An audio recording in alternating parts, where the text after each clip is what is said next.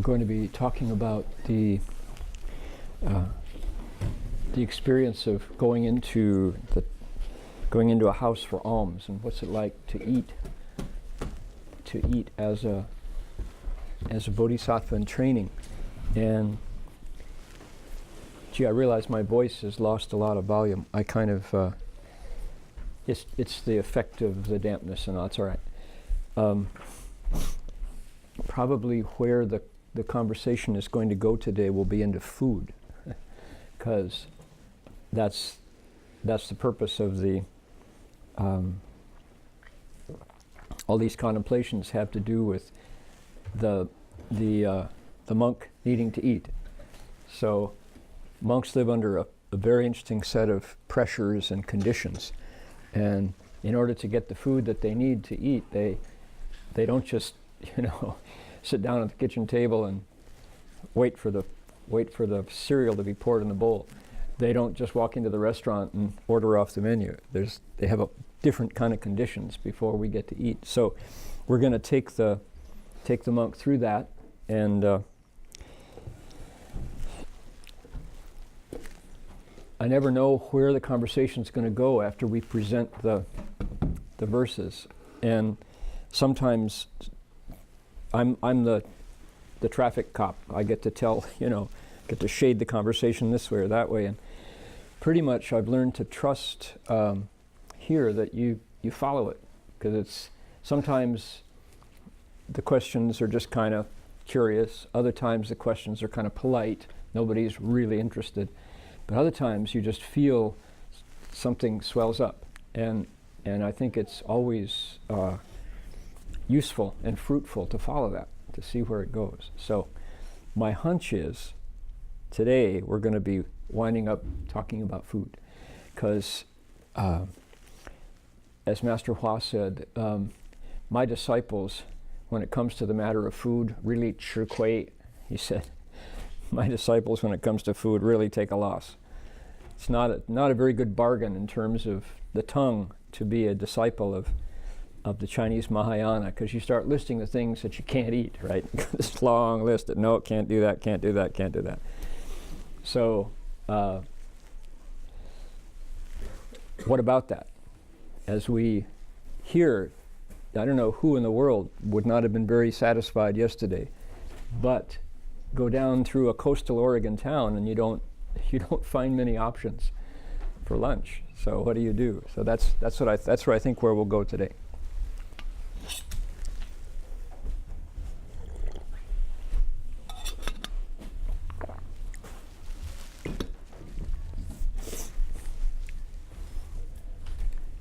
That being said, we can go any direction that people care to go. One of the things, would you hand me that? Yeah, please. Buddhist leader, Ming China. This is rare. This is really rare. This volume is not easy to come by. Hang on to this one. You found it over there? Oh my God. Oh, that's where it went. It disappeared. Somebody brought it up here and didn't take it back. I have no idea. Yeah, okay. Yeah. So one of the things that popped up yesterday was Dharma Master Jin Chuan has images from our trip to White Salmon, our almsround in White Salmon. And I mentioned it the other night, and we've got photos from there. So the daytime is not a good time to do photos. Otherwise, we could show those now, but I think we'll refer to them. And it's possible, today, one of the big items today is going to be the waterfall, and the waterfall is a real showstopper. I mean, it's just spectacular. And we've been involved in a lot of words here, lots and lots of words, all day long, words. When you go to the waterfall, it's feet and splendor. You walk a ways, it's not that far, but it's it kind of cleans your mind of any kind of natural thinking, because it's just beautiful, and you'll come back refreshed for sure. So tonight we'll see where we go tonight.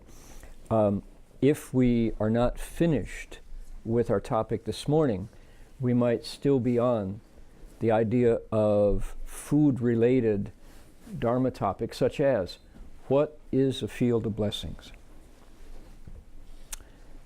What is a field of blessings? What's a Fu Tian Sang? How come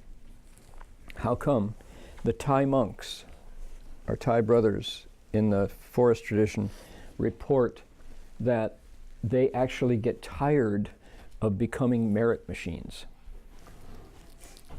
That the Thai laity so completely believe that putting food in the bowl of the monk is going to make their lives immeasurably better? Where does that come from? What is the connection between putting food in a mendicant monk's bowl? How does that result in blessings for them, a better life? Their kids going to college, their fields producing crops reliably. They believe it. They deeply believe it. And what's the connection? You know, what is a field of blessings monk? So we might talk about that and let that be the background for our photos tonight from White Salmon. So you see where we could go with this. Okay, welcome everybody. We mentioned that, excuse me, I'll sneeze here.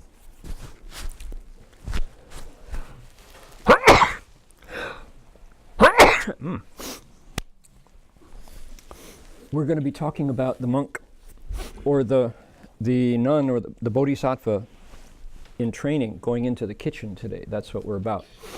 And it's the question is food, because you gotta eat. And monks have complicated relationships with the matter of nourishing the body. It's not so simple. So that's what we're about. And for the nuns who might be wondering why we're not requesting Dharma, we made a deal with everybody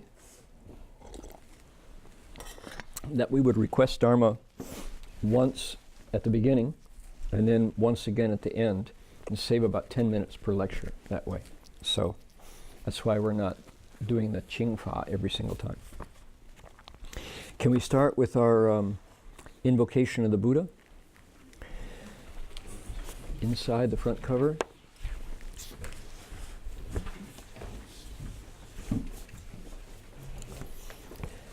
Okay, ready? Namo, fundamental teacher Shakyamuni Buddha. Namo, fundamental teacher Shakyamuni Buddha. Namo, fundamental teacher Shakyamuni Buddha. Supreme and wondrous Dharma, subtle and profound, rarely is encountered even in 1,000,000 eons, but now we see it, hear it, and accept it reverently. May we truly understand the Buddha's actual meaning. Okay, turn to page 23.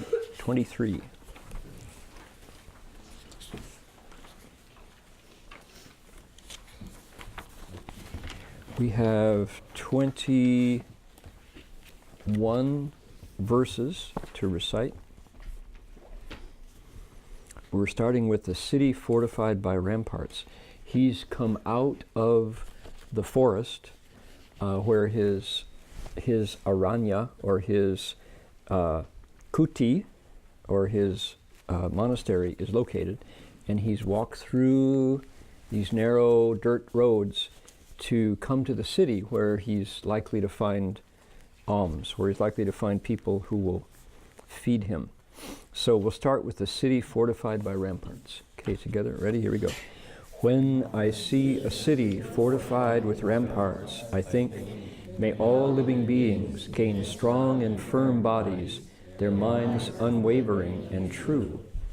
When I see a capital city, I think, may all living beings gather abundant merit and virtue, and be always joyous and happy at heart. When I see a grove of trees, I think, may all living beings earn the praise and respect of people and gods. When I enter a village for offerings of food, I think, may all living beings enter the profound Dharma realm, unobstructed in their minds. Coming to someone's door, I think, may all living beings enter the door of all Buddha Dharmas. Having entered a residence, I think, may all living beings enter the Buddha vehicle that remains unbiased throughout all time.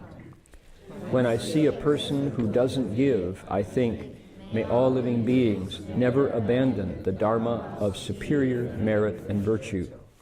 When I see a donor making offerings, I think, may all living beings forever leave behind the sufferings of the three evil paths. When I see an empty bowl, I think, may all living beings have purity of heart, their minds empty and free of dust. When I see a full bowl, I think, may all living beings bring to perfection all wholesome dharmas. When I receive veneration and respect, I think, may all living beings respectfully cultivate all Buddha dharmas. If I don't receive reverence and respect, I think, may all living beings not act in any unwholesome ways. Seeing a person feeling shame and remorse, I think, may all living beings be replete with the practices of shame and remorse and guard their faculties. Seeing someone shameless and without remorse, I think, may all living beings forsake their shameless ways and stay on the path of deep kindness. If I obtain delicious food, I think, may all living beings fulfill their aspirations and have no envy in their hearts. If I get food which is not delicious, I think, may all living beings taste the flavors of samadhi, all without exception. When I obtain soft food, I think, may all living beings be filled with great compassion, their minds flexible and gentle. When I obtain coarse and rough food, I think, may all living beings be undefiled by attachments and let go of worldly greed and love.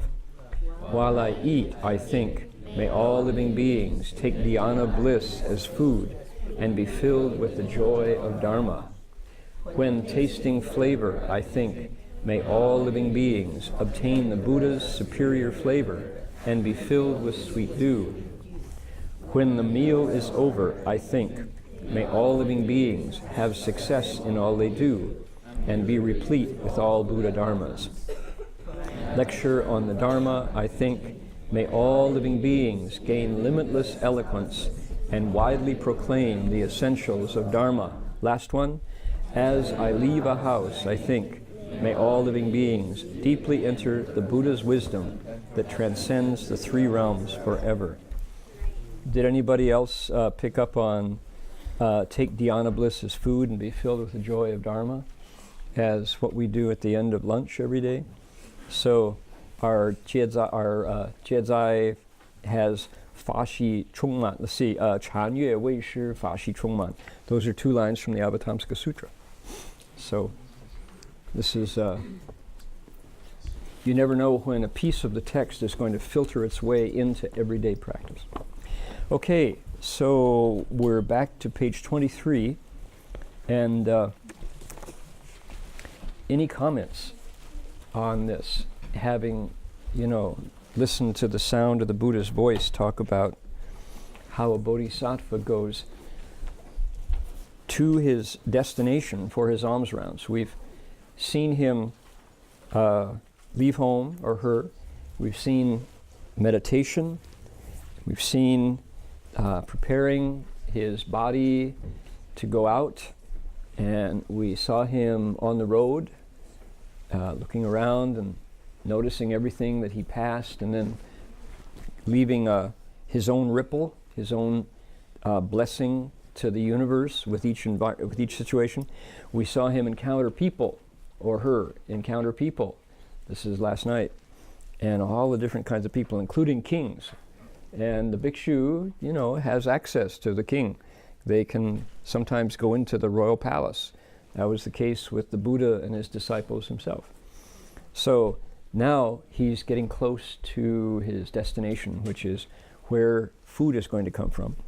It could be a city with ramparts. Ramparts are walls against attack. He could see a capital city. Maybe he's nearing Columbus, Ohio. Maybe he's nearing Lansing, Michigan, capital city, Sacramento. He sees a grove of trees, but now he's come to where he's most comfortable, which is a village.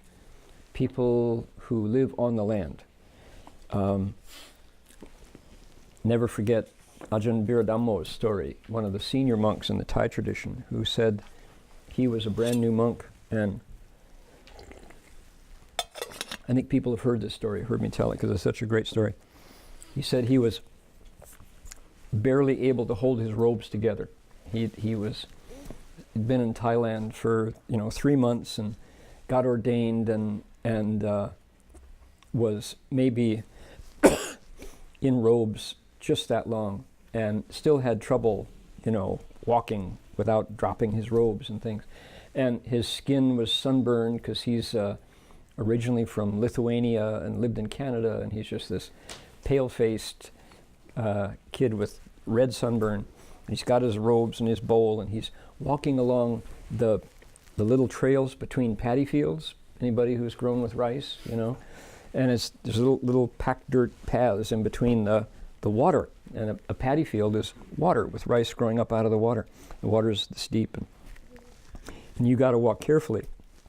And he said he was coming along from the monastery, heading into the village, and he passed a farmer in his field, and he looked down, and here was a water buffalo, right, Shrenyo, and the water buffalo was helping the farmer do his work, and the farmer was up to his armpits in muck, and struggling with this 2,000-pound, this single-ton beast, who the farmer knows how to do it, and he, in Thai, he says ji and ha, go to the right, go to the left, and he pulls on this huge wooden yoke on the shoulders of this 2,000-pound animal, and the water buffalo, okay, all right, I get it, like that, and so he's, it's just the farmer and the water buffalo and the mud are one thing, it's just all mud, all farmer, all water buffalo, and here's this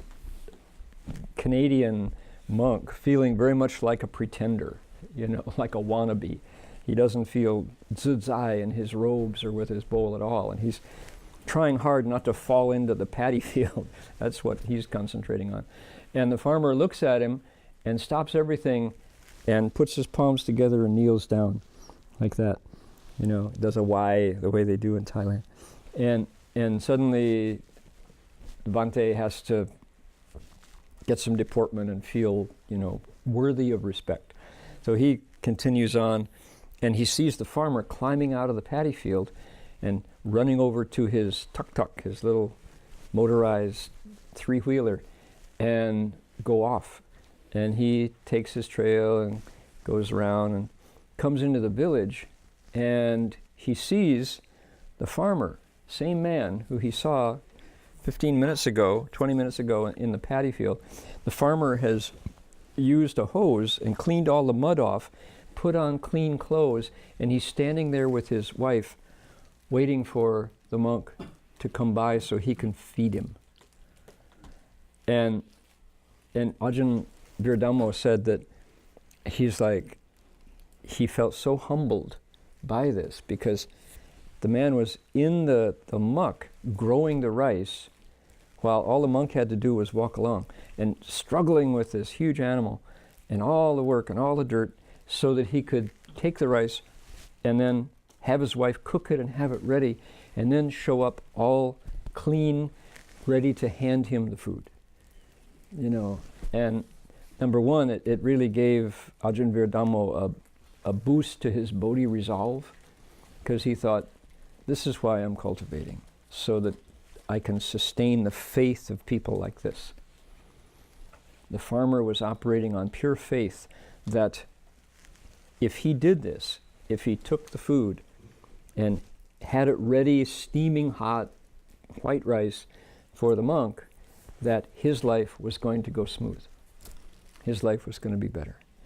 And so Ajahn V, they call him, it's just like, he said, okay, I got to be better. I got to really be sincere, because this guy I'm not going to mess with faith like that. I just want to be what he thinks I am. Right? So, he's, what does he do? He comes to someone's door and he thinks, may all beings, okay, here's a good wish, may all beings enter the door of the Dharma. Slightly poetic, you know, it's a nice metaphorical image. I'm entering the door of the house, may all beings enter the door of the Dharma and get it. The door of all Buddha Dharmas. Now he goes into the house, entering a residence, and I think, may all beings enter the Buddha vehicle, the thing that carries us to Buddhahood. And the Buddha vehicle remains unbiased through all time. Okay. Now, he's now inside the house. Now, think about it. You are, let's say, a young man. So I won't have to go back and forth between the pronouns. Everybody knows it's gender neutral, right? So it could be a woman. Usually it wouldn't be one alone, nuns. In the Thai tradition, there wouldn't be nuns, but who knows? In the future, if the CTDB Sangha goes on alms rounds, the nuns will have to take part. So it's a guy, let's say it's a bhikshu, and the bhikshu is suddenly in somebody's kitchen. Now that bhikshu has left home, but he grew up in a kitchen. He had a mom, he had a house, he had a family. He knew where the food was, he knew where the refrigerator was. Okay, he knew where the cookie stash was. And here he is, and he's left home, and he's back in the kitchen. And kitchens smell homey. Kitchens smell cozy and warm and comfortable and comforting. And what do you do in a kitchen? You go, feed me, you know. You absorb nutrition. And here's the monk who's out there. Food is not the main motivator for the bhikshu. Food is gasoline for the car. You don't spend 10 seconds thinking about, this tastes really good, but I like that even better. So I'll have more of that. I'm going to put that. Monks don't get that luxury, right? You eat what as it shows up. And if you don't eat it, you're hungry, because you don't have a choice. You don't get to go to the store and go, let's see, I tried that last time, let me try that this time. You don't do that. Okay, so now you're back in that scene. Oh my goodness, the precepts suddenly pop into prominence. When you're back in a situation where what's the job of the family is to stick together. A really good family sticks together, hangs together, okay, is sticky. That's what makes a family wholesome, is the tightness of the relationships. Well, the bhikshu has been, one by one, untying those relationships, right? So that he can find the source of suffering. The source of mortality was what the Buddha was worried about. That's why he left, because he realized that all those ties in the family are the gold. That's the value. But he has chu jia. He has come forth from the family in order to push those boundaries, to investigate what's really going on with these ties of love and affection. How could something as good as that make you die? What's that about? And come back and do it again and die and come back and do it again. What is it? What is it? It's this incredible paradox, right? Who doesn't want to have a loving wife and kids and mom and uncles and aunts and grandparents? That's maybe the best part of being alive, is to have these powerful relationships. And a left home person says, good as that is, Yashodhara, look at where life leads. Yashodhara, I'm going to try to get free, right? As good as that is, that's the ocean. The Bodhisattva has gone, oh, look, outside the ocean. Oh my goodness, there's this sky up there and it's boundless, and I don't want to just sink below the waves one more time and do it forever. So the Bodhisattva's got another horizon. Okay, so now you're back in the ocean of the kitchen. The kitchen is one of the best rooms in the house, and it is the door to birth and death. How bizarre that this is the deal, right? That's just paradox, pulling in two directions. How can it both be true? Okay, so here he is. The precepts come in, because the precepts are like, when I'm in this situation, these are my rules that will keep me safe from outflowing, because everything is pulling me out, and at the same time, it will deliver benefits to everybody. I'll be able to, as they say, to move through this situation the way a deer moves through the forest, the way a bee buzzes through the flowers, just taking the pollen and returning to the hive, the monastery. Okay, so not that these are enemies, not that this is a jail or danger. It's that the Bodhisattva is on a special mission. Bodhisattva has, the bhikshu here in this case, has a duty, which is to keep the Dharma alive. Question? Can you talk about what you mean by outflowing? What does that mean? And Sure. not outflowing? It pops up a lot here, and that's one of those terms. We've in our Avatamsaka translation group bumped up against that one. And outflowing sounds, it's a clunky word for one. It's, isn't there a better word that doesn't have a hyphen in it, And we haven't found it yet. Essentially, if you think of the six senses, so my eyes are seeing just fine right now, and I'm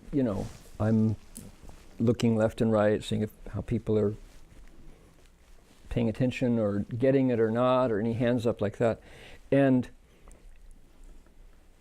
my eyes are working just fine, even though I have to get some help from lenses, but I'm not looking for anything. Okay, I'm not checking I'm not counting heads, for example. I'm not looking to see what kind of shirt Nam is wearing today, although it's a red golf shirt, And I'm not, that would be outflowing, is thought-directed vision. Using my eyes with intention to see something, to look, to notice, that would be outflowing. And you need to know, is it a red light or a green light, so you can move safely through traffic, right? So you can see without outflowing, but we're so quick at doing that we don't even notice that now we're scanning, we're checking out, right? We're looking at things. That would be outflowing. So when you're meditating, for example, that's a good place to see what outflowing is. So you're sitting still and everything is fine, you're meditating really well, and then a smell crosses your nose from the kitchen, right? Oh, pizza today, whoa, And what happened to your meditation? Suddenly it's like you're meditating on pizza. You're wondering, I wonder how big it'll be. How many people are there today? Oh, I wonder if they've got, is there any such thing as soy pepperoni yet? I don't know if they make soy pepperoni either, You got a story going, and boom, that's an outflow right there. So if you can catch it and you go, I'd rather, watch my huato, and you pull your mind back and the outflows stop. So there's literally something about energy leaving the senses. They talk about, in the Shurangama, they talk about the essence of the seeing, and it leaps out. The ears do it, the nose, tongue, body, and mind do it. And if you can, like the sixth psychic power, there's 6 powers, liu, shantong, liu, zhong, santong. And that 6th one is called the ending of outflows.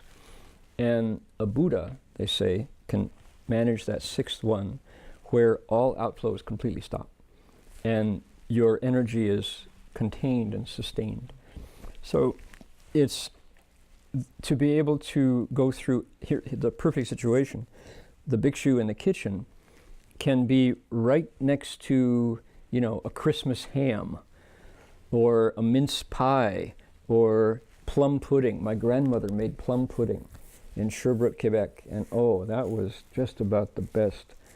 That there's no dessert like my grandmother's plum pudding, covered with what was the sauce? She had some special sauce that she made, and he can be right there, and his mouth doesn't water. You know, he's not. You know, it's so good, and he's like, oh, I know that's good. It's delicious, but I don't have to have it on my tongue before I'm satisfied. In fact, if I don't have a piece, there's more for someone else. You know, he's already transformed desire, and for him, desire no longer moves based on the self because he's deconstructed the self. Desire serves the self. When the self is no longer your primary motivator, desire kind of dries up, and the outflows stop. Does that make sense? Are you following? I think so, but so what is the relationship between this and virtue? Is this kind of related? Is it like a What's the relationship between virtue or stillness? Virtue and stillness. And ending outflows. Okay, well, they're definitely related. Excuse me while I took my. They're definitely related. Doug, you want to say a word about that? What's the relationship They brought up between stillness and outflows and such, or not? I mean, just so it's a really good question, right where we're at. It's really complicated, I think, for the rest of the day.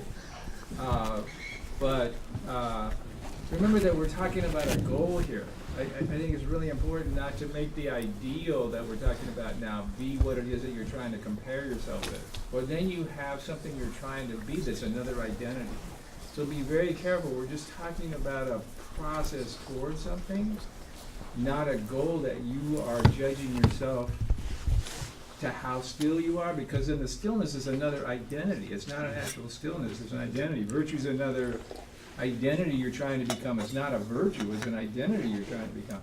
So be careful to not take these concepts that we're talking about and turn them into something that's an ideal that you're trying to, they are really great insights that we want to use in our own process. They're insights we want to use in our own process. So we have this virtue and stillness. Well, how much of it do we have?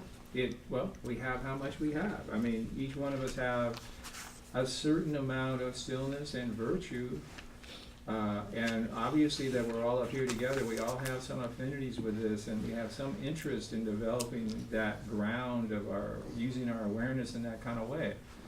But we also all have our causes and conditions that we come up here with.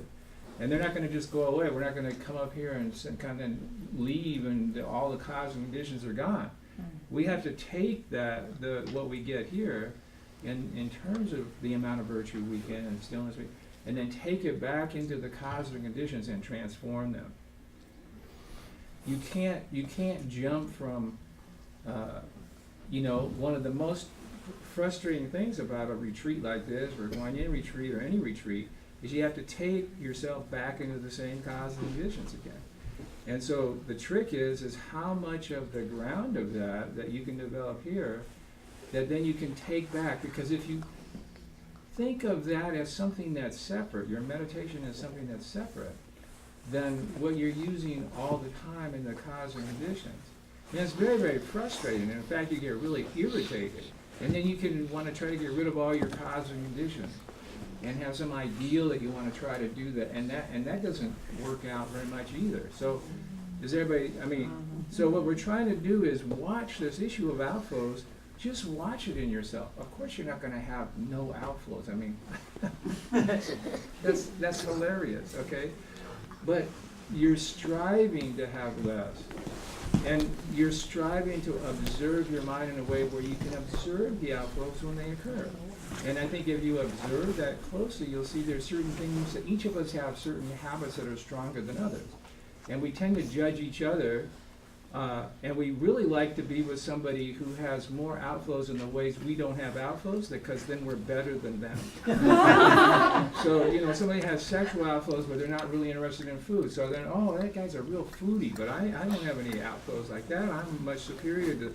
Okay, so whatever, so the main thing to do is observe from up here get a sense of what you can bring back by watching your mind really carefully on where it is that you have the greatest outflow.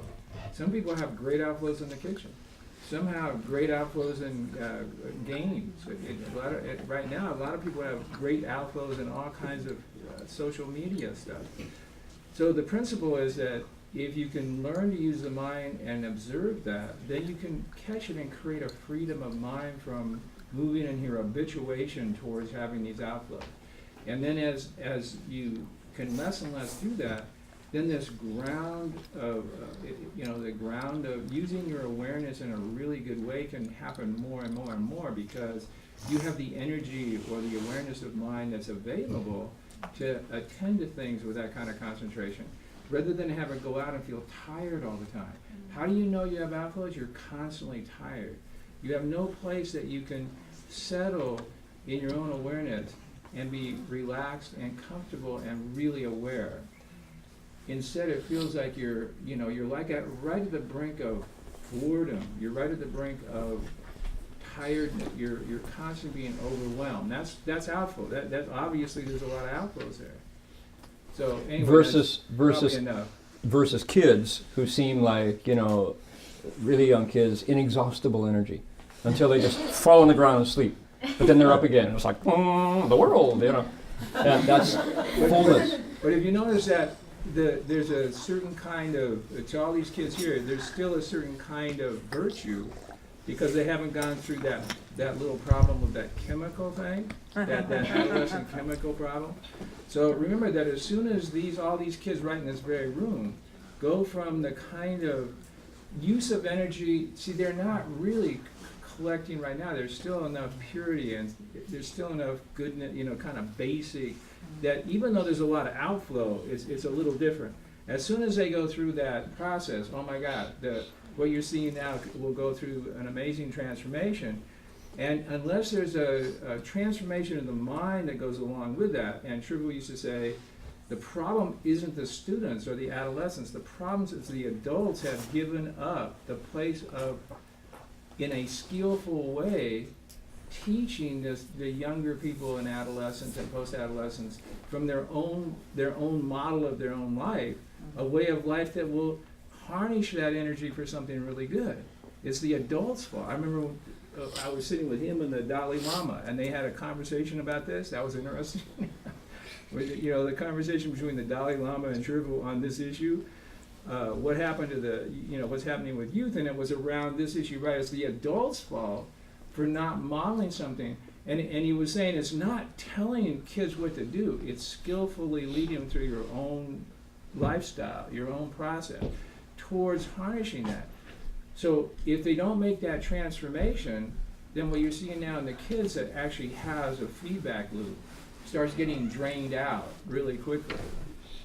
In all kinds of ways that we can talk about. We'll leave that alone for the moment, all those drainages, which many of you have already had. So Called outflows. those drainages called outflows. That's there you go. Aren't you glad you asked? Okay, that's outflows. So I think to see how this sutra comes alive, and I don't know if anybody has read other spiritual classics. If you're at DRBU, you have many doors open to the spiritual classics of the world. If you've ever studied religion, you get a chance to touch other scriptures. But I would be satisfied this week if people went back down the mountain saying, the Avatamsaka Sutra, I had no idea that there's so much in there that actually touches my life. And of course, if you're a monk or nun, we're looking at our daily behavior here. And the heart of our daily behavior, not only is it a picture of human beings moving towards wisdom, but it's the thoughts in the hearts of the human beings moving towards wisdom right here on the page. And that's rare. That's really special to find a scripture, a sacred text that is so personal and so clear as a how to do it, a do-it-yourself manual. This is a handbook for how to live in a way that will make every minute not only satisfying, but also guiding you up, showing you how it can develop, how your life can expand and expand and expand. Here's a bhikshu, let's say, who is he's got some self-control, so he can go into the intimate parts of a family, the kitchen, where all the transactions happen, right? And he can not only be fed by them and come out without having, exposed himself as a phony, for example, not that. He's confirmed in his precepts. He can go in and get food and accomplish that goal, which is feeding himself, but he also can come out intact. Furthermore, he can serve the people he's touching. That's the beauty of it. He not only can get food, he's there to collect food, but he also is able to benefit these people. What kind of a blessing is that? How did the Buddha create this role for this class, this category, this group of human beings who step aside from the roles of a family member? They're not fathers. They'll always be sons, but they're not serving their mother or their father, in a daily way. They're no longer parents, if they were. They're no longer siblings, although you don't really leave that. But they're not serving in those roles. Instead, they have become fields of blessings. That's the title of Fu Tian Seng. And a field of blessings, what an idea, what a concept. That if you put food in their bowl, that's the concrete act. If you actually, food leaves your stovetop and goes into their bowl, they will do these things. They will transfer the merit on your behalf. They eat the food. They're powered to live another day and to continue the goodness that ideally they're doing. They say, "Cun ji de heng, quan que yin gong." How does it go? The suffering of the faithful is the fruit of work and care. I reflect upon my conduct. Have I truly earned my share? They're going to do that. They're going to ask themselves and aspire to be more worthy of the offering, and they're doing it on your behalf. So the theory goes, you made their search for wisdom possible. You powered them. You fueled their search for liberation. That's the point. So you get a share. That's the mechanism by which the field of blessings works, right? You're the gardener of their field of blessings. It's your seeds that produce blessings, fruit, blessings harvest for your life. And if but that sounds ideal, right? Doug was saying not to take this too literally, because it'll be frustrating if you think the Bodhisattva and the Sutra can do it, me too, and then you go right back down the hill and it's the same conditions. But it's not, because why? In our hearts, we see what's possible. That's what's different. What we carry back down the mountain is this vision of the ideal, which it's not that it just got invented. It was always here in the pages of the Avatamsaka Sutra, but maybe it wasn't put in front of us the way it is now. Oh, this is possible. There is a standard, after all, to measure my life and the life of the society around me. There is a standard, and it's an unmoving standard. This is how people can be at their best. I like it, and I want to keep it alive, and I measure myself by it. And of course I fall short, but that's okay. Because like Doug said, we're not there yet, and that would be a mistake to assume so. But the knowledge that this is still here, and this is didn't fall out of the heavens, it wasn't some manic depressive's fever dream of some faraway realm. This is the Buddha looking inside the human heart and saying, yeah, let's do it this way. It's possible that you can go into the kitchen, get fed, and still be the best thing. That what the Thai lay people said when they showed up at the monastery last night, we talked about that process. When Ajahn Pasano introduced me to one of the leading families of the village, the farmers' union chief who came in, Ajahn Pasano said, he said, we really appreciate that you made offerings to our Mahayana brother even though he looks different, he said. They didn't necessarily recognize my robe as a monk's robe. I didn't look like any of the others, and they offered to me because Ajahn Pasano said so, right? So, and then once I was introduced as a monk, you all get the interesting irony there, you know? It's like, I didn't look like a Thai monk. They weren't sure. Maybe I was some American hybrid or something, you know? So, or a wannabe. Anyway, so the layman put his palms together and did this great wide bow, and then he said, yeah, he said, we just love it. He said, any day that begins with a chance to feed these pure young men is a day that had a good beginning. It's like, blink, yep, got it. Can I just say one thing about the field of blessing? Please do. Does everybody see that there's a different view of causation inherent in this way of thinking? Does everybody see that when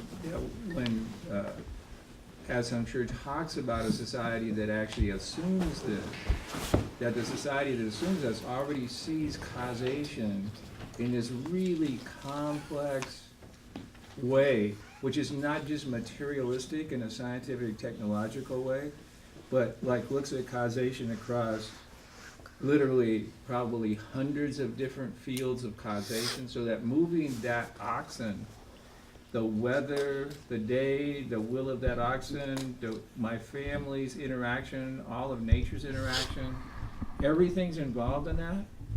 There's not a human control in a technological way that's assumed at the basis of it. And when you assume that basic control, which isn't there anyway, there's this frustration, constant frustration, because we're trying to control everything using our system of causation to apply it. And if you use that way of thinking, you can't see what the field of merit is. You immediately begin to critique it from a Western critical view, technological view, and don't see that when the field of blessings is that a monk or a nun have an opportunity to spend their time in these other realms of causation, while the guy out in this field is in a very particular frame of reference with his field, his family and so forth. He's creating blessings there too. But the field of blessings that the monk or nun possibly could do with their time and effort interacts with many, many other realms of causation than the realm that the family's involved in, which is also getting blessings. I'm not sure if everybody got, I felt in the minds of a lot of people a lot of resistance there, but does everybody see? So, Connie's got her hand up here. so monastics become fields of blessing because of what they do with their energies during the day? Yeah, the field of blessings that being talked about here is that you all see that in your family you're creating blessings. But look at where your attention and energy is. Like there's not bad or good here. Just get out of bad or good. We're just describing. Stop doing bad or good and let's just talk about a description. We know that when we turn our attention to a smaller field of relationship and a smaller field where our oxen is, we're doing blessings within that context. There's a way to do that. That's a great way that leads to happiness and joy and so forth and so forth. And there's a way to do that really badly, which a lot of people are doing, okay? So there's a way to do that really well, but you can see the point that's being made here in the sutra that Heng Sure is talking about here is the field of blessings of monks and nuns. Do you see that by them putting their attention to this whole field of sutras, mantras, and all these other kinds of realms that they're attending to, because they're not attending so specifically to the small range of what we do when we get sort of into a context that becomes the context of that, then they have the opportunity. Now, are they going to do that or not? That's a different issue. We'll have to look at but that they have the opportunity to, and they have the means to, and they have the sutras to work with. They have they're trained in a multitude of different realms that they can enter to affect the larger field of blessings, which is the total causal nexus.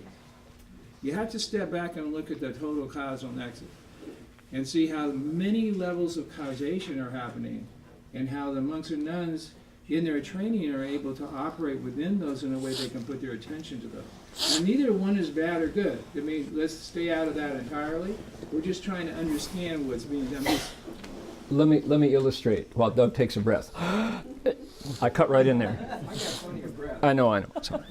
So it's the complete picture. One is reaching for the stars, and I'm down on the ground. So that's good.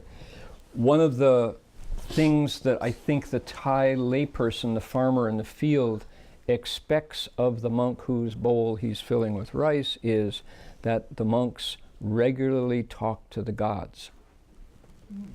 And that the gods and the spirits come down and bow to the monks. 天人师, right? Teachers of gods and humans.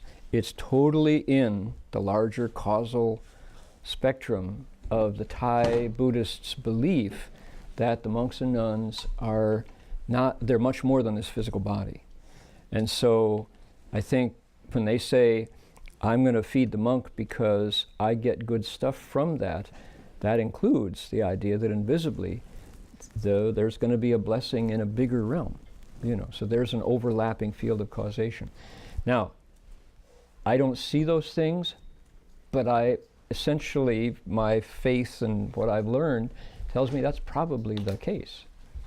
That's probably the case. In the Chinese tradition, there are monks who received offerings from the gods regularly.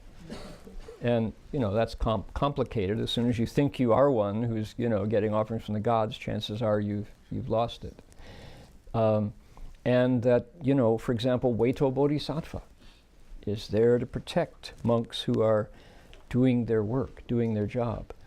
That the dragons come and surround. And they say when you get the 5 precepts, if you take the 5 precepts as a faithful disciple, that each precept has 5 hu jie shen, 5 spirits, gods that protect each precept, So take the 5 precepts, minimum 25 protectors are around you, 25 spirits that make things better and keep the bad stuff away. So I think that's another. It's more than just a hungry monk with his bowl, right? Sheila. Hopefully I'm able to explain it correctly, but so in my little mind, it's in a way, because something Doug said yesterday and what you're saying now, it's like somehow the big in my little mind is like there's 2 ways to control the outcome of my life, right? So one is so this is just saying like in a simple way, so all of a sudden I have this urge to go every day to the monastery and offer you food. Okay. Somehow that's To be encouraged, mind you. Yeah. And then I feel sorry because I don't cook very well, but that's okay. My intent is, but so there's one. No onions, no garlic, and we're good. Okay, but that is in a way just like in my little mind that somehow if I know it's so much bigger than that, but it could be so easily, somehow it could be interpreted. If I offer food, somehow this is going to change the outcome of my life. Versus something that Doug said yesterday that I wanted just a little bit more, and it all has to do with our causations and controlling the outcome of what happens to me, right? So all transactions are here to teach us about our attachments. When we're less attached, we allow more space to work out according to our conditions or causations. Because I wanted him to talk a little bit about that too, but somehow that's related to this idea of what's happening to my life. Either I'm in control and I'm trying to force it. Could be one way of dealing with it. Versus then I could go the opposite. But if I offer the monks and nuns food, then it's going to be, I don't know how to explain. But do you? Yeah, they do it for me. That's the idea. I don't know if that makes sense. So, okay, yes, it does. I understand. I think I understand what you're asking. The Recitation Sutra says that there is not a single action that living beings take throughout the day that is not karmically active. So and the sutra even says that is not an offense. There's not a single thing we do all day that isn't an offense. We never fail with every action to cause trouble for ourselves, mostly because we're not clear on what we're setting in motion with our words, our deeds, and our thoughts. If we could see it, I don't know, we might do it anyway, but if we could see it, chances are we go, ooh, I don't want to step into that pothole, I'll twist my ankle and I won't be able to walk. We would stop. If we saw we were running our car over a cliff, we would probably stop. But Earth Sutra says everything we do all day long is karmically active, and usually we're unhappy with the results. Okay, so that's somebody who's paying no attention, somebody who has no training, no cultivation. So here we are, being exposed to the how-to of cultivation. How much of this we pick up is totally up to us. But being up here to be exposed to it and say, my goodness, look at that. Here's another model. Here's another option, right? This is plan B to my life. And what can I pick up from this that I can make part of my life, right? So it's not to be afraid. The Earth Sutra, Earth Bodhisattva is not telling us that to scare us into being good or something. It's a statement of fact.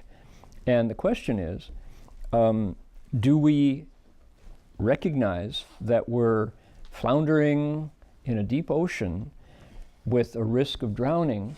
And that being the case, will we make steps towards solid land so we don't drown and sink, right? So it's totally up to us what we do with our lives. But the advantage to this is you can see the choices. Yeah. So I was listening to your question, Graciela, and I heard two things. I don't know if that's quite right. One was the sense, there's a kind of a tension between, do I have to do it myself, or can I get other people to do it for me? Is that kind of the... Well, I guess I think that I understand what you're saying, Pastor. I guess it's like a symbolism when you're saying like making offerings to the monks and the nuns. The symbolism of like offering food, but it's actually, that is a symbolism of just looking at things so much bigger, right? It's not literally. Correct. It's not, we do eat, but it's everything else. It's like, offering to drive the monks to a city of 10,000 Buddhas. What a meritorious thing. You're enabling the sutra lecture to happen because you provided a seat in your car. It's, giving a USB drive to the monk so he can copy the photos to slow. And so, you get the pictures in your mind in a future life because you enabled others to see everything you do that is enabling the work of the Sangha is potentially the same as putting rice in the bowl, right? So there's to think about all the different ways that people interact with the Sangha to forward the work of the three jewels, and that's what we're talking about. Agwan has a question here. Can I just finish Okay, yeah. Then and let me finish the thought. So my thought was twofold. One was that in a way, actually, you don't have to have, or you can say there isn't a kind of a duality there between I have to do it myself, get to work through everything, and having other people help me out in the process. Oftentimes, there's a kind of a teamwork, and I think the Sangha and the laity actually work as a team. The Sangha cultivate largely because the laity can support, and the Sangha, by cultivating, can then support laity as well. There's that kind of, they say that two-sided giving. The Rev Heng Sure recited the first day, right? The offering of the faithful, the offerings of material nutrients, and then the offering of the Dharma. That's a kind of a mutual support. And the second one was, in terms of actually making an offering, I think one practice which is, I think, universally adaptive is actually in the Bodhisattva precepts. Essentially, when we get some new food, we actually make an offering of it to the Triple Jewel. And how we actually talk about it in the Bodhisattva precepts class is that before we eat, we actually in our hearts say we want to offer this. And I think it's portable over to the Western mind pretty easily because we have in the Christian tradition something called grace. which I always thought was very elegant. Grace, you're saying? Grace. Right? Yeah. Grace. Before you eat, you would actually, pray to God and say, Lord, thank you for this bread, our daily bread. I don't know quite the poem, but but there's that feeling. So my sense is that if we keep that contemplation in our hearts before we eat, that actually is one way to keep that practice going. Without literally having to go into the monastery and every single day. What's Robbie Burns' blessing? Anybody remember? Some hay meat and cannot eat, and some are those that want it. But we have meat and we can eat, and so the Lord be thanked. I don't understand it. You heard it today. Thank you very much. Thank you. Yep. Robert Burns, the great Scottish poet. Bhagwan. Questions regarding offering to the 11th people. Sometimes we don't know that their background, So, but to us, we offer with a sincere mind that what a lay person should do. And what happens if we offer to some monks that they are not proper, not. Yeah, bad monks. Yeah. But we doesn't know about the background. Okay, of course, what is the effect? So complicated, huh? So what would you say when you see a monk who you know is, or a nun who you know has got doubtful about their practices? Then what do you do? Support them anyway?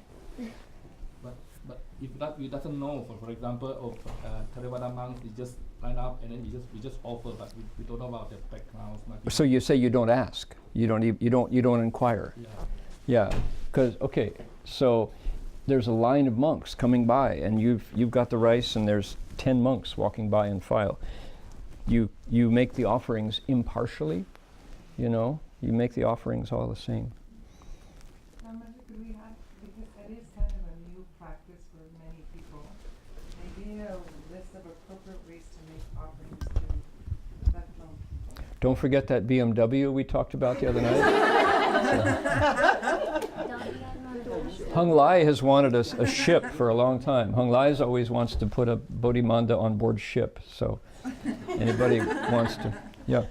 Jinhosha. Alice has been making the offerings for the altar. Okay. Maybe she has. Alice, you've been making offerings to the altar down below. Does Jinhoshers, do you want to talk about what are you thinking as you put those bowls out, or what are the guidelines for that? The first day, this week, my job is setting up for lunch. Mm-hmm. So while the work text is including prepare the offering, so because there are so many works to do, and I'm the personality is more like do things fast, efficient, and done, and then move on the next thing. Mm-hmm. So when I hold the 3 bowls, I told myself this is just symbolic way. So just put a couple pieces in and done. So I just put a little bit rice, everything just a little bit, no need to me. So I put it back to the altar. And I think I did a good job, and I move on next one. Right. And then Jesus told me, said, I think this is enough. And he told me very profound words. He said, if you do the offering from your heart, then you will do it naturally, do it well. You will give a lot. You will make a need, and when you feel happy, then you know you do it right. Mm. So because when he said that, I reflect myself. Of course, I didn't do that mindfully. I just want to have one thing to be done. So I didn't feel happy. I just feel, okay, I'm done one thing. But so the next day, so he showed me how to put rice with make a neat, round shape, and so the next day, I really do it his way. Mm-hmm. Put in the vegetable. I try to make a round shape. And indeed, I do feel happy because I be mindful doing the things. Mm. So I have to say, every day the only thing I feel I'm very mindful the moment is doing the offering. There you go. Yeah. Well, actually, because I'm right there at the altar when I come down, I notice those 3 bowls. They look really nice, and they don't let me give my, footnote to that is how much is the right amount? 7 grains of rice. There's all that you need to do it in the traditional way.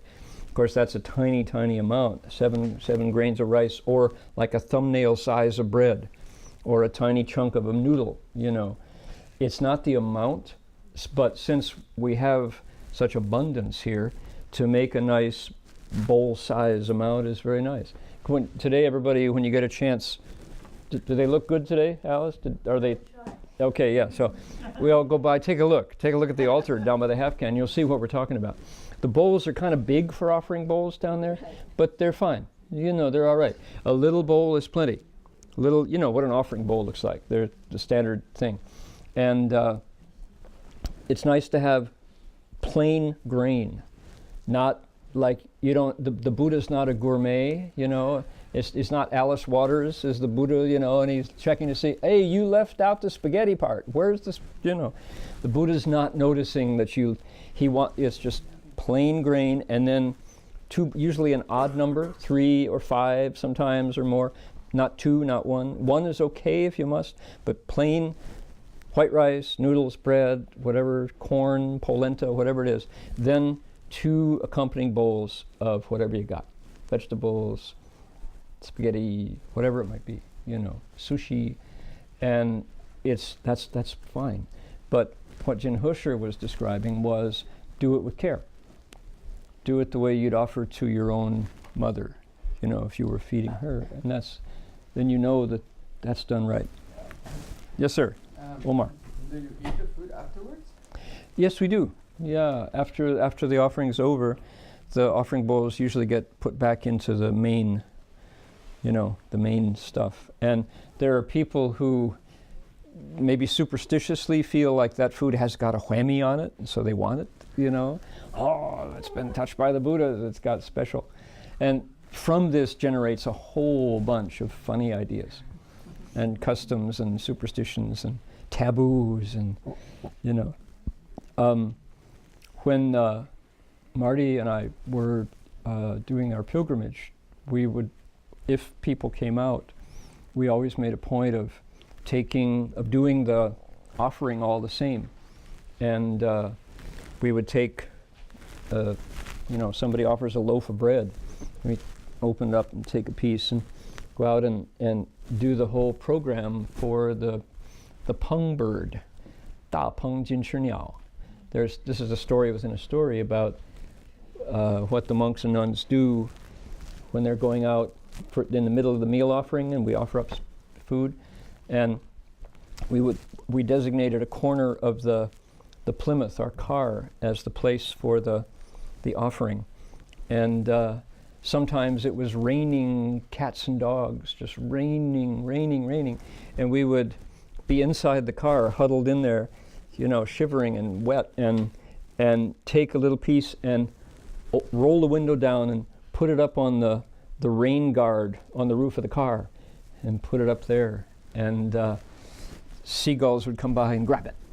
And you think, oh, is that a seagull or is that the peng bird? He actually came and got the food. Wow. So this is people interacting with these forms. These are forms. When we are talking about offering, can you talk a little bit about the evening ceremony? I watch like the monk and nuns doing the offering, and there was a, like you and then like, I know, yeah. So if you can talk a little bit about that. We could, but just not right now. Okay. Okay, and bring it up tonight again.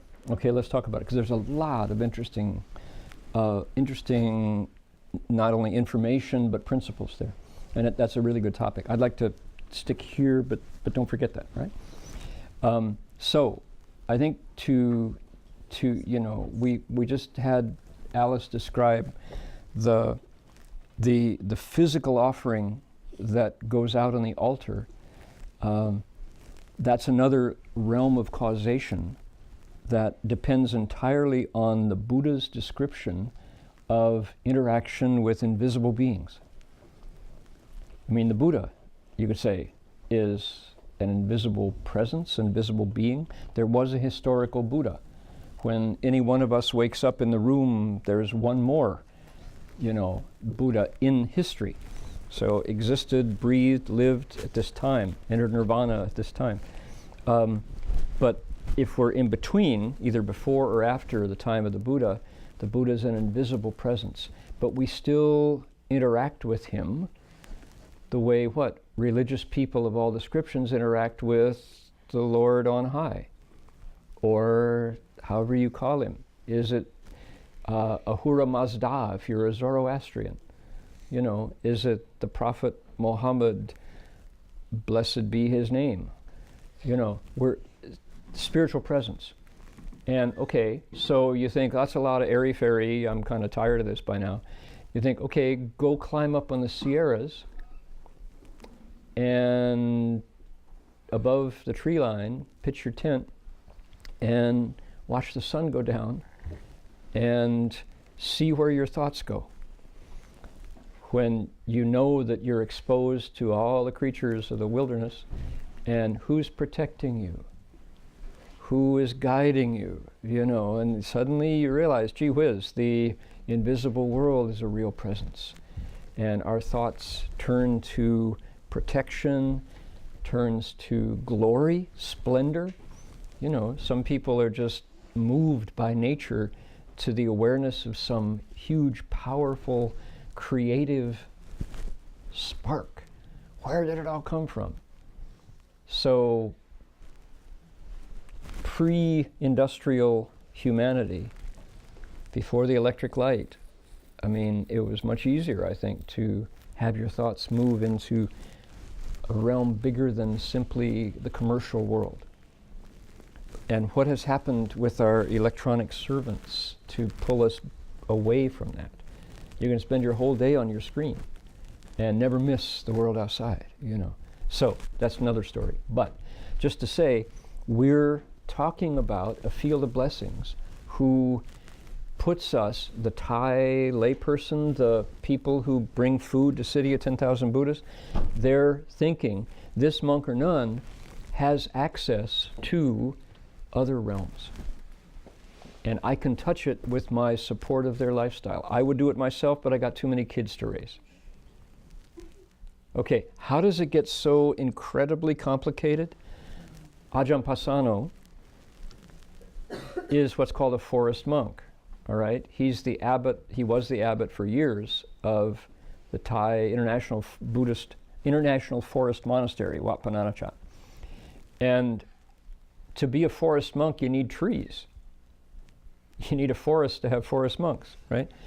So he goes out to the perimeter of the monastery and he finds one of his most faithful lay people with a chainsaw in his hand cutting down the hardwood trees. And he goes, hey, Pong, what are you doing cutting down the trees? And he goes, oh, Bhante, he says, you have to understand, I want my kid to go to England to study. He's got an opportunity to go to England, but I can't afford it. If I sell the tree, I can maybe make enough to send my kid for a year to school in England. And so Ajahn Pasano says, but is that greedy? You take the tree away, it won't grow back. Yeah, but Bhante, my kids, this is their opportunity for them. And so, crisis, right? How are you going to resolve this one? So what Ajahn Pasano does is he takes precept robes, ties them around the tree, and gives the refuges. He makes disciples of the Buddha out of the trees, and the lay people don't dare cut them down. So using their faith face to face with their economic motivation, cutting the trees down, having the, I guess you'd say, these worlds of causation collide, interact, merge. Interesting, huh? Joanne? Did he really mean it when he said he was tired of being a merit machine? When he's tired of being a merit machine? Did he really mean that? No, that's a cynical statement. And of course not, when he's in his role as monk. But monks, people don't have the context. I say these things because it's the water that I swim in, and I realize that without the context it sounds harsh, But we have had monks say, it gets to be such a, kind of transactional, materialistic, that the people come to the monks and say, stand still, Bhante, I need more blessings. Here, take this, That's kind of like you pay your money and take your choice. And the monk's just like, okay, sure, where's the faith? Where's the sincerity? I'll pray for you all the same, but my goodness, you're using me like a bank, So, yeah, but mostly like 95% of the time it's like sincerely chanting on behalf of the people. Question? Hand up? Maybe not. Okay. No. Oh, yeah, no, good.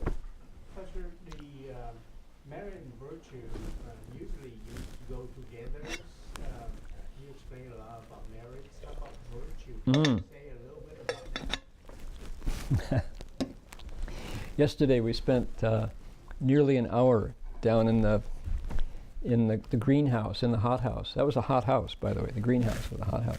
Talking about this and we not only were struggling with merit and virtue, we added blessings on top of it. What's the difference between gong and de and fu? So what I'm going to do is ask all of you to write an 800-word essay on the topic and submit it before the retreat is over. Now I'm going to take a rain check on that one too, because you want to give your version of it. What do you think? You were there yesterday. You were listening. You're just a troublemaker, Nam. Because Alice just told us a story, so I just want to confirm: is that what she did was merit, and then with the happy heart, is that virtue? Okay. So is it merit what she did, and then with the happy heart is virtue? That's an interesting concept. And that, I'll say maybe, could be. She reported first she was in a hurry, had business to take care of, but then with instructions, she took, I would say, pride in it. She enjoyed it, she felt like she knew what she was doing, and her attitude was different. So the second time certainly was, quote, more meritorious, but is that merit? I can say confidently that there's blessings involved in making food offerings to the Buddha. Fu bao. What do those blessings do? They say they make your next life better, or they make this life better. Blessings are like money in life's bank. Money in the bank of life. If you have abundant blessings from making offerings like that, things go well for you. Things work out. And you, for example, when it's time to get a tax return, you get the full tax return you deserved. When it's time to get Medicare, you get the full amount without hiccups or complications, right? People without blessings might apply, but it wouldn't come, or it comes with conditions. Or you apply for the job and it goes to somebody else. You don't have the money in the bank of life. So that's blessings. We can kind of pin that one down. If the question is gong and de, and Nam is, cleverly saying maybe the virtue comes, what I haven't heard Shifu say is that making offerings creates virtue. Cultivation creates virtue. Now, if you're cultivating giving offerings, okay, but virtue, de, is light released from uncovering your nature. And when those covers are off, you can create more ignorance, but through cultivation, if the ignorance, the attachments, the broken precepts of ignorance, those coverings in the nature, when they're gone, it shines. The Buddha has removed all the coverings from his nature. That's virtue. It's not just making offerings to monks. Okay? And the blessings that we're talking about by making the offerings are over on this side of your cultivation score sheet. On this side is the wisdom. So the Buddha is called doubly complete. Complete in blessings, complete in wisdom. The wisdom sees through the surface of things, understands the mechanisms. It's cold, it's impersonal, it's the way the universe is made. And you're clear on it. You see it clearly. All your knowledge and your viewpoints, your perspectives are in line with the way things are, the Tao. Blessings come from investing in the bank of the universe, making people happy, Shifu said, is where blessings come from. Okay, and those are two different worlds. Question? I'm going to say Gong, the merit. Merit is the one that's hardest to define. And okay, we got our Sanskrit student here. It's two words in Chinese, gongda. Okay, and the question that came up yesterday, see Nam, see what you caught, you started us down this road. So, is gongda the same thing? Or is it two things? And we heard different things. It's, in Sanskrit, it's punya, right? And it's pretty much one word for two things, right? Fab, would you confirm? Is that a? I'm not an expert in that realm. I'll defer to You'll defer, you pass us. So punya in Sanskrit, what is punya? Well, the Chinese made it two words. The question is, do we need to separate them? But there seems to be, well, number one, these are important central terms to how the Buddha talks in the sutras. Gongda, it's the motivating question for our entire chapter, right? Foremost in Virtue says, how do I cultivate for supreme gongda? Sheng gongda. Manjusri answers him, if you can do these things that I'm telling you, you will skillfully use your mind and get supreme merit and virtue. It's the motivators. These you can't be more important than this, understanding them. But do we need to say merit, virtue, and blessings? So, okay, a cultivator has these. And when you cultivate well, you get these, or you uncover these. Somebody said, oh, that Ron Epstein, man, has he got merit? It was Ron Epstein that opened the door for everybody to come down from Seattle to meet Shifu in 1968. Boy, Epstein's got a lot of merit. I've heard that said. It was said by one of the first monks, one of the earliest monks. I think it was Heng Sure. So, okay, well, nobody said, no, that's not merit, that's really punya. No, that's not merit, that's virtue. No, they said it's merit. So, is it good deeds? Merit is good deeds. So, Nam said, Alice, by doing a good deed, putting food in front of the Buddha, had merit. But because she hadn't connected it to principle, to her nature, it wasn't virtue yet. But once she saw what she was doing and said, oh, I'm doing this from my heart, it became virtue. Interesting concept, maybe. Anybody want to comment on this from your point of view, your perspective? Merit, virtue, blessings? Yeah. I think a very good story for this is the Bodhidharma telling the Emperor Liang, making offerings to lots of monks. That story would be great for this example. That's right. Okay, thanks. So, you know the story? Emperor Liang, the martial Emperor of Liang, who's unnamed at present, Marty Verhoeven. So he was proud that he had built so many monasteries, and he put his family name Xiao on the cornerstone of each one. A little bit of pride there. And his Taxing Xiao, 那个, 对, yeah, that's their family name. Anyway, and so he ordained lots and lots of monks, gave them permission to leave home, and fed put lots and lots of rice in bowls and stuff. And he was proud of it, and Patriarch Bodhidharma shows up and gets identified as who he is. And so the martial emperor of the Liang dynasty says, how much merit and virtue do I have? And do you recognize me? And the answer from Bodhidharma was, 不是, 不认识你, I don't recognize you. In other words, you don't have much merit and virtue. And of course, the emperor was really upset about that. And so it's, in other words, these are not fixed quantities, they're very fluid, and his pride was such that it wiped away any merit that he could have had from doing good deeds. So that's interesting. There's the famous story of Gaofeng Miao and Weito Bodhisattva. So the Chan master Gaofeng Miao is up on the top of the mountain meditating, and he, and he's up there and he's thinking, wow, how many cultivators have the samadhi that I have, and so he, Weito Bodhisattva says, you're so arrogant, I'm never going to protect you ever again, and abandons him. And so he thinks, oh, I really shouldn't be so arrogant. What a shame. And so he falls off the mountain peak, and he's trying to stay awake, but he's nodding, and he falls off, and this hand comes and catches him.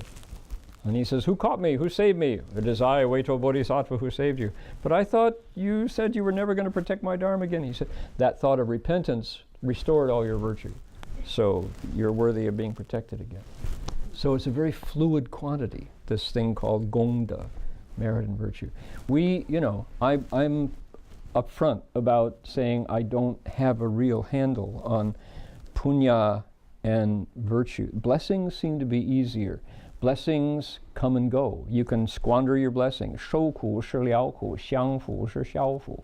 If you endure discomfort, if you endure bitterness, you put an end to it. If you spend your blessings, you put an end. If you enjoy your blessings, you indulge, you lose your blessings. So blessings are a fluid quantity. They come and go. Okay. So you're saying the intention, how your mindfulness, that counts, not the extra. It's both. It's both. You're right. The intention counts a lot, but the actions, if you need both. You want to do it, but you want to do it for the right reasons. Okay? What did you mean? You said when you endure hardship, you put an end to it? You put an end to what? I didn't understand. The Chinese 受苦是了苦. If you take on suffering, you end suffering. Okay, there we go. That's a beautiful 4-character phrase to decode, right? We're decoding the Dharma. That's one of our new projects, is taking these 4-letter phrases and that are just so perfect. 受苦是了苦, that's 5. 受苦是了, 5. But what does that mean? I mean, my goodness, Shifu would say that all the time.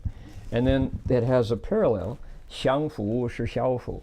When you enjoy your blessings, you exhaust your blessing. You put an end to your blessings. So what does that mean? 受苦是了苦. It means if in the process of cultivation, if when you cross your legs in full lotus, if you can let that discomfort sit for a while, that invisibly you're using that fluidity of negative karma and blessings and virtue to erase that. Okay? Now, here's a field of causation, Doug, is the notion that hardship and sacrifice is karmically active. Okay? People say, why was Shifu so powerful? Why did let's do the whole story, right? Why do dragons come and take refuge with our teacher? They would say it's because of your vows. What are the vows? The vows are, I will take on everyone's suffering on their behalf. I will give my blessings to everyone and use none of them myself. Okay, right here, suffering and blessings. 苦 and 福. 苦 is bitterness. So then you look at how Master Hua lived, and he would say, I have no idea how many days I've fasted. Why does he fast? Because he's too busy doing cultivation and transferring merit. Fasting means you're hungry. It's uncomfortable to not eat. But he wouldn't eat because he was out there working, and he would just forget about himself. So there's an example of vows to take on suffering for others on their behalf and to give all the goodness away through transference and all. And we saw him do it. And you think, what is this? What kind is this? Are we, superhero? Are we supposed to all be like that? Well, it's pretty inspiring to see there are people who are still, quote, taking a loss in the world, being big losers, instead of going out there scoring on, grab for all the gusto you can get. What's life about? It's about being a winner. We won't mention his name. I don't want to put $5 in the box. Yes, comment. Can I say the orange? Say again? Can I say the orange instead of The orange. Okay, be careful. I don't know how many $5 you have. Yes, sir. But basically, I completely misunderstood the merit, virtue, and blessing. But what I understand now is merit, virtue only comes from cultivation, and blessing comes from the giving. If that's the case, I mean, the donation, the gong de bu, I mean, is completely misunderstanding, because people think they donate money, it doesn't give me any merit, virtue. It's only the actually creative blessing. Well, okay, and you can make that point, but they're not exclusive. Yeah. They don't exclude each other. Hold on one sec. What is a doctor creating, if you think of merit, virtue, and blessings, when he saves somebody? Would that be merit? Would it be virtue? Would it be blessing? I think probably all of the above. Yeah. You know, so they're not exclusive. Yeah, I mean, how you're thinking of it, remember that the people up here, we're doing both, right? So people here want to cultivate merit, virtue. So how you're thinking of it is, if your mind's only on a worldly kind of way of looking at things, then the blessings is your major dynamic that's going on. Whereas if you're also trying to cultivate whatever amount you're doing that, then that is, the same action is then involved in merit and virtue. So they can be, the same action can be in the realm of blessings. It can also be in the realm of merit and virtue. It depends on what your intention, where your mind is, what you're trying to do. I mean, for just, you know, this isn't the totality of it, but just, you know, if you kind of see merit is those actions taken that create the conditions for virtue to arise. And blessings is a much wider set of causality. In other words, it's all actions you're taking to what it leads to, not only the issue of merit, meaning the causal conditions that lead you to being able to develop virtue on one hand, but it also is a much broader realm of blessings, and then it has to do with every element of your comfort and all the dynamics of your life, going positive or negative, is a field of blessings. Okay, now to get a shadow in here so you can see the 3D, you know, when the sun shines you can see the shadow, you get to see the shape. Wisdom. Wisdom is if one is yang, the wisdom is the yin, or vice versa. Okay, what is wisdom? It's time to stop now this morning. But wisdom would say there's, you know, for example, 3 kinds. There's the wisdom of knowing a lot of terms, 文字般若, literary wisdom. So you can really throw those 4-character, 5-character phrases around. There's 观照 wisdom. There's contemplative. So you can actually see how these principles interact with your life, and you can cultivate according to them, and you're able to see through from specifics out here, the tree leaves, down to the principle, the roots of the tree that create all the branch tips. You can see the connection between cause and effect. And then the last one, the last kind of wisdom would be 实相, ultimate wisdom, where you and these principles are not two, where you step into it. The Tao unfolds from your nature because you've uncovered all that virtue. So that's kind of the intersection between what we're talking about here, merit, virtue, and blessings, and this process of wisdom. And the Buddha is complete in both. You need both to actually function the way the sutra describes it. Last comment, and then we're going to break into exercise. So what you're saying is the virtue is the root, so water the root and not the branch tips. Your voice is too quiet. You got to make it a little bigger. So what you're saying is like the virtue is the root, and blessings are the flowers, the branch tips. So water the root, the virtue, not the blessings. Is That helps. That works. Yeah, that's not a bad description. But where's the merit?